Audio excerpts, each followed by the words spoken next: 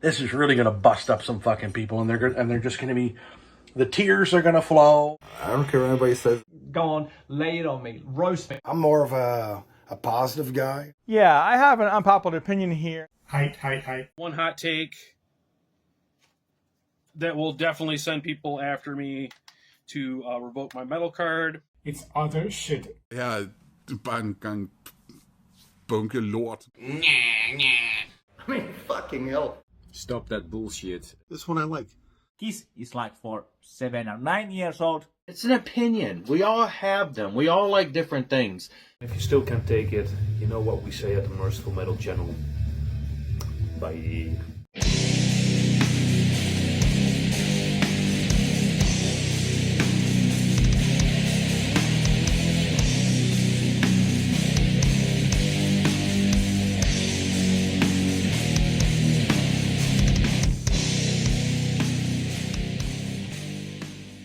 Welcome to the 8th Hot Takes and Unpopular Opinions video. In these videos, we have a look at your hot takes and unpopular opinions, and we stick it to the thought and opinion police, because they're just a load of garbage.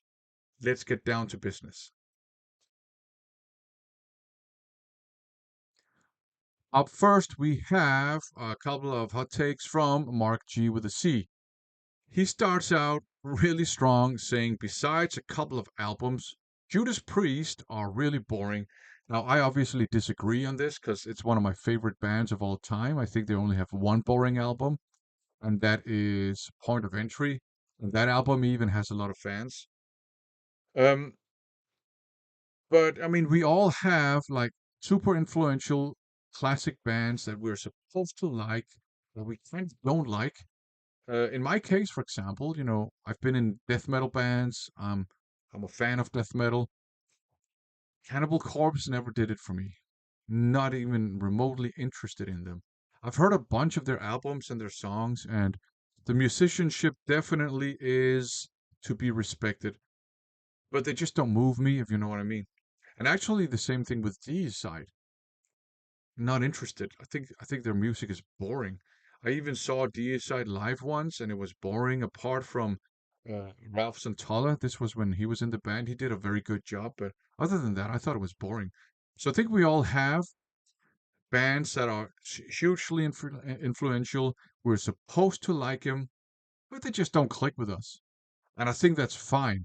I don't think we need to go around pretending that we like Judas Priest if we think they're boring. Right, that would be a shame.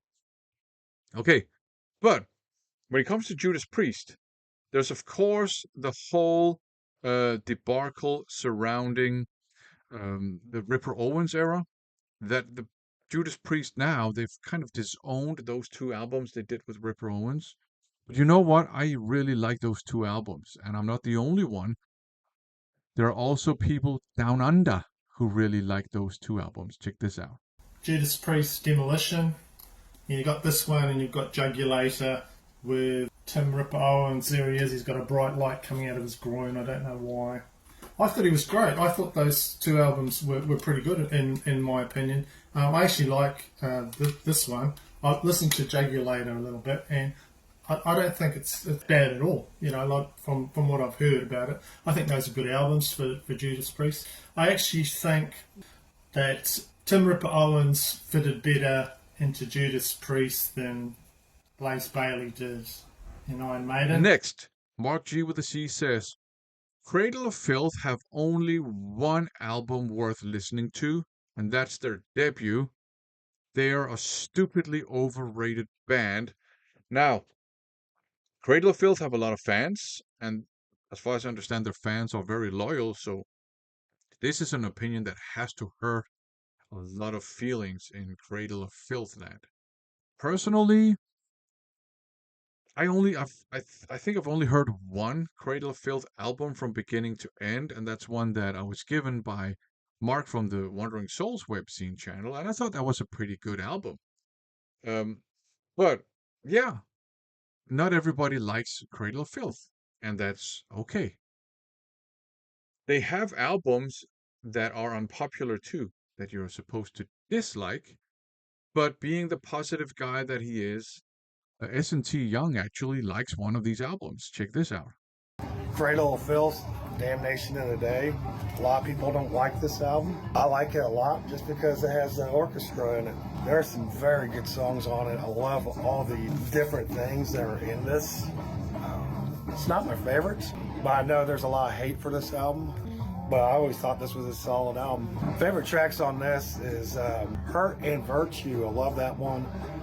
Better to Rain in Hell. I think that's awesome. Serpent Tongue is awesome. Carrion is awesome. The instrumentals like Presence from the Poison Hearted. I like that one a lot. Track Mannequin is fucking awesome. Thank God for the Suffering is killer. The Smoke of Her Burning. End of Days. This is a good album. So there you go. Some hot takes having to do with Cradle of Filth. I guess my hot take is I don't really have a strong opinion on Cradle of Filth. So there you go. Now, next, Mark G with a C says, the Bald Beauties of Blackpool are the best death doom metal band to ever come out of the UK. But that is not an unpopular opinion. That's a universally accepted truth. It's a fact. Let's move on. Okay, last, colored vinyl is great. Now, those of you who don't collect vinyl might not know this, but right now there is a tendency for a lot of new pressings to be in colored vinyl and not black vinyl. And there are a lot of collectors of vinyl who find that really annoying because they prefer black vinyl. So there are a lot of people who dislike colored vinyl and splatter vinyl and pinwheel and picture discs and butterfly splatter and eco vinyl and all that stuff. Personally, I don't really care. It's vinyl. It has sound on it. It's got music on it. There is a certain nostalgia to black vinyl because that was the norm back in the day. But I gotta be honest, I don't care if I can play the record and it sounds good to my ears, then I'm happy. In fact, if you have the same album and it has multiple variants of it, and the cheapest one is a colored variant, I'll buy the colored variant. If the cheapest one is a black variant, which is typically the case, I'll buy the black variant. But more often than a handful of times, I've actually gone with the colored vinyl because that was cheaper than the black one for whatever reason. So to me, it's vinyl. I don't care. It's colored, black, whatever. If it plays well and I can listen to it, I'm happy with it. So there you go. Thanks to Mark G with a C for those hot takes. Up next, we have Finley's Audio Adventures, and he says, my unpopular opinion is that vinyl doesn't sound better. Ooh, I can hear a lot of audiophiles cry like little babies now. Sure, you could spend an unlimited amount of money on gear, but when modern pressings come from digital masters, sometimes sourced from MP3 files at the end of it all, you're just paying for an overglorified Apple iTunes album with surface noise. Ooh, I can hear more audiophiles cry like little babies. Interesting. Yeah, I have to say that maybe it's just my ears that are not fine-tuned and trained enough. I can't really hear that vinyl sounds better than CDs or than MP3s. Maybe vinyl does sound better. I just can't hear it. And I'm fine with vinyl. I'm fine with CDs. I'm fine with cassettes as well. I don't have a problem with digital MP3 files. I actually listen to them quite often on my iPod when I'm on the go, and I always rip my CDs and store them on an external hard drive. So I have a huge library of songs that I can add to my iPod. So yeah, to me, all of this audiophile talk about something sounding better, maybe it's true, maybe it isn't. It doesn't really mean anything to me because I can't really tell the difference. Uh, it is true that there is surface noise on a lot of vinyl records. I don't have a problem with that because it's part of the nostalgia in a way. I kind of grew up with that. Um, I'm fortunate enough to be from the tail end of Generation X. So I grew up with no less than three standard physical music media, like in the late 80s and early 90s: the cassette, the vinyl, and the CD. So I have like nostalgic attachments to all of them, and they all have different things to offer to me. Tangibility, the format, the nostalgia, I don't know, maybe the sound. I don't know, again, like I said, doesn't mean a whole lot to me. Um, I just like listening to music from those physical formats. So maybe vinyl sounds better, maybe it doesn't. Means very little to me. There is surface noise on a lot of vinyl records, but firstly, I'm kind of used to that because, like I said, that was one of the main physical music media back in the day. And also, a lot of the music I listen to is so noisy and aggressive and loud in the first place that I don't notice the surface noise. So yeah. So yeah, this is a take that is unpopular among a lot of audiophiles. That is for sure. Now, I do think that there is a point here, like spend an unlimited amount of money on gear. I think, yeah, why do that? Why do that? If what you're aiming for is the sound, and maybe not so much the music, but the sound, okay, maybe that makes sense. Um, but if primarily if it's the music that holds interest, I think like a mid-range, solid audio system is probably fine. That's what I have, and that's perfect for me. I don't need to buy a lot of a lot of that super expensive audiophile gear. I don't think that would make my listening experience any better. Uh, since I'm all about the music, it would probably siphon away a lot of money from that I would otherwise use and spend on actual music that I could listen to. So yeah, I actually, again, I don't know. Does vinyl sound better? I actually, literally, I do not know, but I do agree on the why spend so much money on high-end gear when some of it might not even do anything. I don't know. So there you go. Now this can also take us into some more kind of collector territory because uh, there are also strong opinions on how and where you should buy your music. People say you have to support local mom and pop stores and you should not buy from big online stores. But not everybody agrees on this. Check out what the nasty one has to say. What store do I shop at most online? It's Amazon. I know a lot of people talk about they hate using Amazon. Amazon's the evil empire. I don't really disagree, but I don't give a fuck.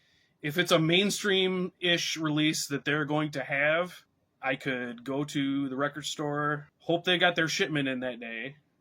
Because if they didn't, then you just fucking go home and nothing happens. Come back the next day and hope they have it then. Or I can sit at home in my underpants and click buy now and it will show up at my door. So that's what I do. Should I feel guilty about it? I know, maybe, but I don't. Personally, I try to support my local record stores as best as I can. And I like going out into the wild and, flip through the inventory of CDs and vinyl and cassette tapes. And I have, my favorite record stores that I enjoy going to. And I also try, it's not always possible, but when I'm in another city and if I'm abroad, to try and go visit at least one local record store and buy something there. But it's not always possible for people to support local record stores because maybe they don't have local record stores. Maybe there's no local record store in the vicinity or in the town or the region where you live. And then it's actually unfair to get mad at you for buying online. That's dumb, to be perfectly honest.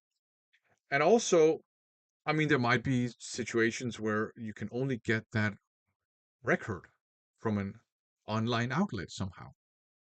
And then, of course, go for it. What's the problem there? And of course, I mean, you can still support small record stores if they have like Discogs shops or if they have their own online shops. You can do that too.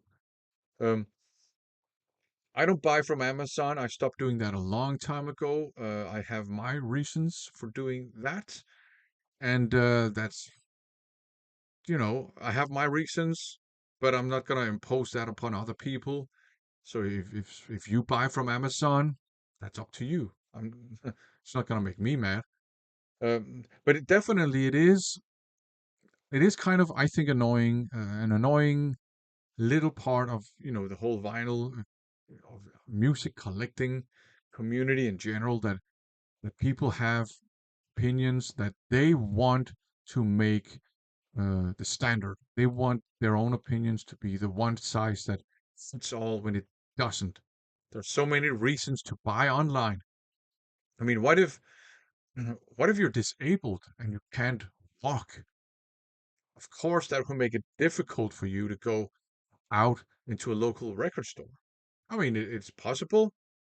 I've seen people in wheelchairs in record stores before, or people on crutches, but, maybe for some people it's not possible.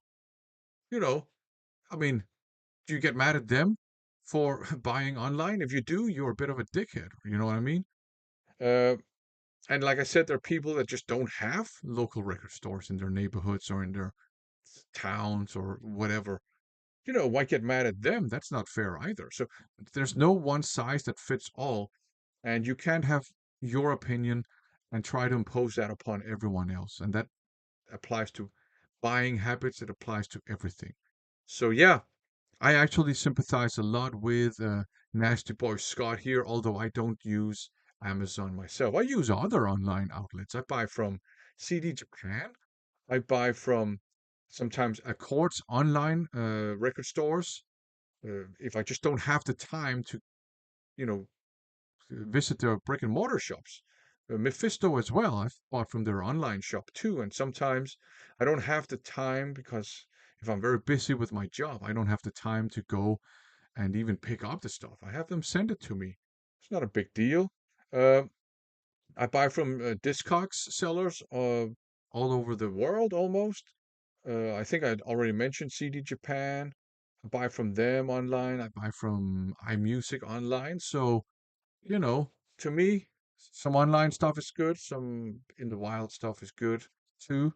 And whatever you do, none of my business. You know what I mean? I'm not gonna judge you for it, even if your buying habits, if they go against some kind of ideology I have, it's still none of my business. This leads us to another kind of related topic because there is a, music collecting community and there's a vinyl community with an online presence, and uh, that community also has a presence on YouTube, and there's a broader like music community as well, I guess, here on YouTube. And there are lots of different genres of videos that we make um, in this community, whatever you call it, like, update videos, review videos, unboxing videos, vlogs. People go out into the wild, do record shopping, and film that. There are collab videos, you name it. And there's one quite popular style of video that has made it into the music community, and that is the reaction video, where the video maker watches another video, typically on YouTube, and in a music context, it's typically a music video, watches that and then reacts to it and offers their opinion on that song. Now, Christian Osorio has some opinions on reaction videos. Check out what he has to say. I think there are two kind of reaction videos that you can separate by an ocean. They are the originals, the ones that are done by two music fans that watch a video and share their thoughts with you because they are seeing the music and they are talking about doing a review and sharing their thoughts from the heart and what they think about the music from a perspective of a music fans.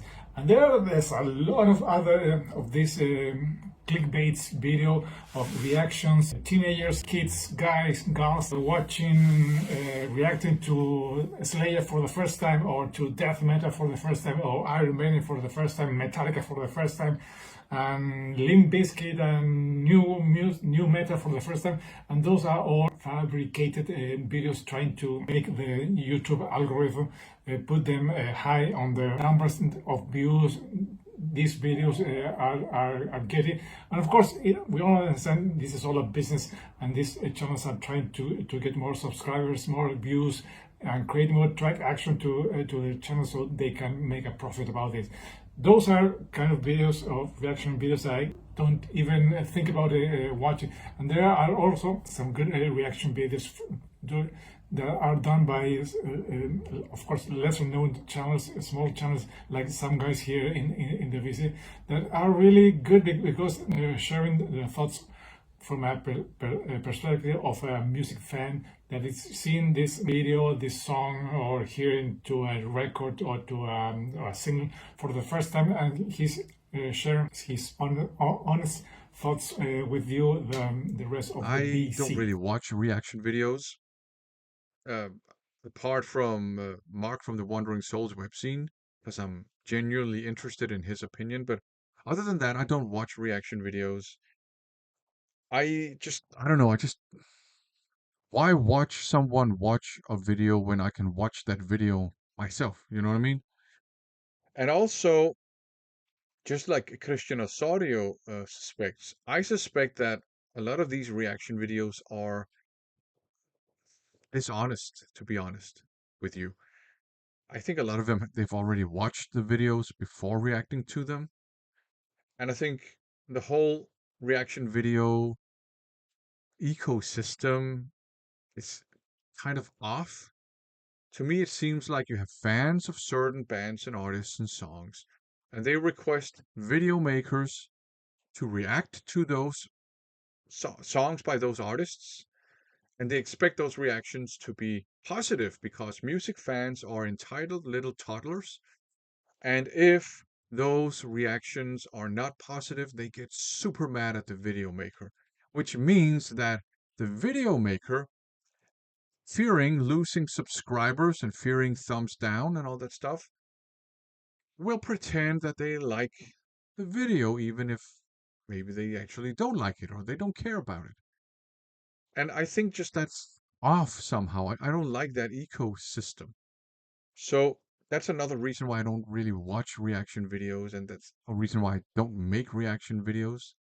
I do think it's interesting if you have videos with commentary, so these tend to stop a lot. So you watch a small portion of the video and then the video maker stops and, offers their analysis or commentary. And I think that's a little bit more valuable. And if I were to start watching reaction videos, it would probably be that kind of reaction video. But overall, I just think the ecosystem is off. Go. And last, I think let's just leave the floor to Trevor Hickey, who has a bit of a plea. For those of you who know, I'm a fan of Phil Anselmo. A lot of people aren't. That's A-okay. Something I've realized over the last 10 years with him and his two main bands that he's been a part of, Down and Pantera. I used to be one of the Pantera elite. I was first and foremost, it's Pantera. It's I wake up in the morning, I put on I'm Broken, or I put on fucking something from the Great Southern Trendkill, and it's Let's go. It's Pantera today and we're doing it. It's riffs and that's that. Over the last 10 years, like I say, it's been more of a down thing for me. I really like when Phil's pulled back vocally. And to be honest with you, here's an unpopular opinion. I don't think Pantera is as good as Down is. I can just feel and hear the typing. That's okay. That's fine. I say that because I've overplayed the shit out of Pantera. And I've gotten so used to hearing Phil with Down. And Pantera's been done since, you know, basically the early 2000s. Now that they're out doing the, you know, the sort of the celebration to the brothers, that's fine. That's fine. I'm sorry, Philip. You need to stop for 10 minutes so I can get my new Down record, okay? I kind of need this in my life. I kind of require it. Because fucking Pepper and the boys are all good to go now. They've done the pre-production. Now they just got to record the shit. Bobby Landgraf has joined them on bass. And Bobby is also Rex Brown's bass tech. Whether or not my feelings for Pantera have been made known over the many years, I'm a much bigger Down fan than I am a Pantera fan now. And I think Down is a better band. Not based on technicality. Pantera is fucking great. But I honestly prefer Down far more than I ever before. So there you go. That was the 8th Hot Takes and Unpopular Opinions video. We'll be back with the 9th one. Thanks for watching. It's warm here.